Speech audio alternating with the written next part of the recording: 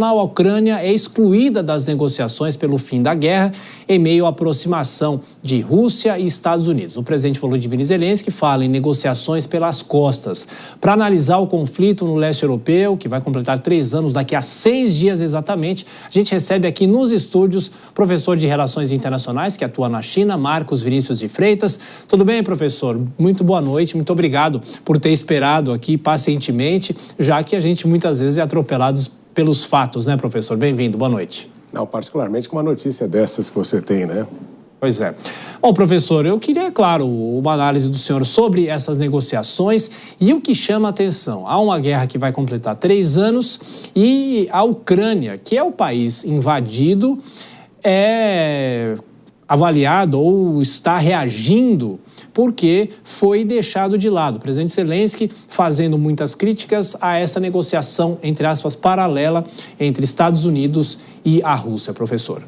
Em princípio, Thiago, o que a gente nota é que os Estados Unidos, e particularmente Donald Trump, culpa Zelensky pelo fato de que ele, mais ou menos, criou um cenário em que essa guerra teria de acontecer e em nenhum momento ele quis ali, justamente com o benefício de que se encontrava numa situação eleitoral ruim, de manter-se no poder através de fomentar a guerra. Só que nós sabemos que essa guerra começou antes, com a invasão russa da Crimeia.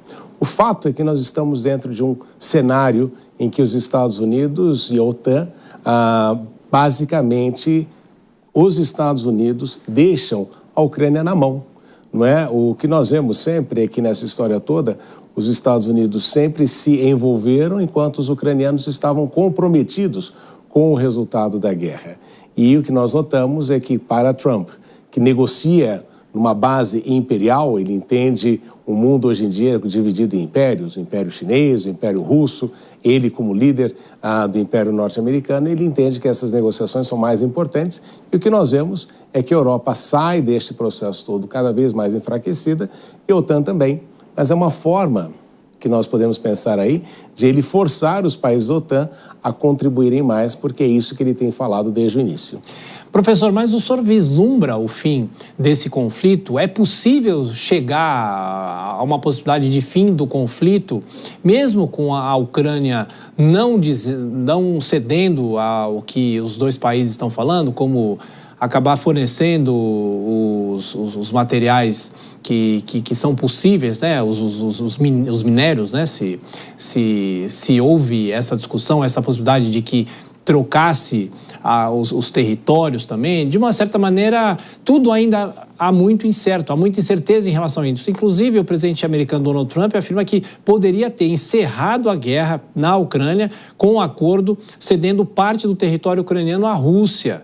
Indiretamente culpou o governo de Volodymyr Zelensky pela invasão iniciada por Moscou há quase 3 anos. É um cenário complexo, é uma realpolitik internacional, não é, professor? O que nós vemos é que Trump basicamente falou que Zelensky estava errado em todo o processo. E ele foi pego com a brocha na mão nessa situação toda. Mas isso já era esperado também, Thiago, porque em nenhum momento a OTAN foi totalmente a favor de Zelensky. Eles forneceram ali uma quantidade de armas. E não podemos esquecer que muito desse apoio veio dos países que estavam sob a esfera da soviética no passado, e esses foram aí os maiores incentivadores de uma ação da OTAN nesse processo todo. Só que a Ucrânia nunca foi parte da OTAN, portanto não estava ali inserida dentro do contexto do artigo 5º, que é aquele de defesa coletiva. O ataque a um é considerado um ataque a todos.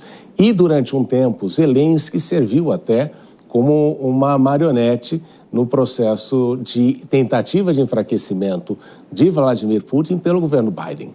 Nós vemos que o governo Biden utilizava Putin utilizava Zelensky justamente com uma tentativa de enfraquecer Vladimir Putin. Mas o que nós notamos neste processo todo é que Zelensky incorreu no erro de acreditar nas promessas que foram feitas. E o que nós observamos também, e aqui é muito relevante de enfatizar, é que Trump manda muito claramente uma mensagem para a OTAN e para os europeus.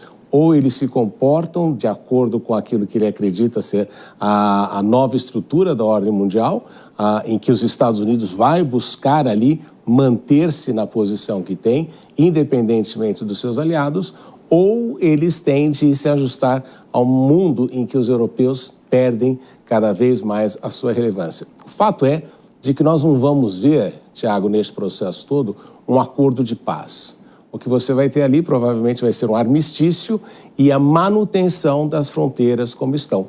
Como um bom negociador de compra de imóveis, o que Trump está fazendo é a divisão do território e das áreas mobiliárias e dizendo, isso aqui pertence à Rússia, e com isso ele consegue fazer com que Vladimir Putin pare a guerra, não declarando ali eventualmente um acordo de paz, mas ele para a guerra nesse processo todo e garante que a Ucrânia não faça parte da OTAN, que sempre foi o seu objetivo, embora admita que a Ucrânia possa fazer parte da União Europeia.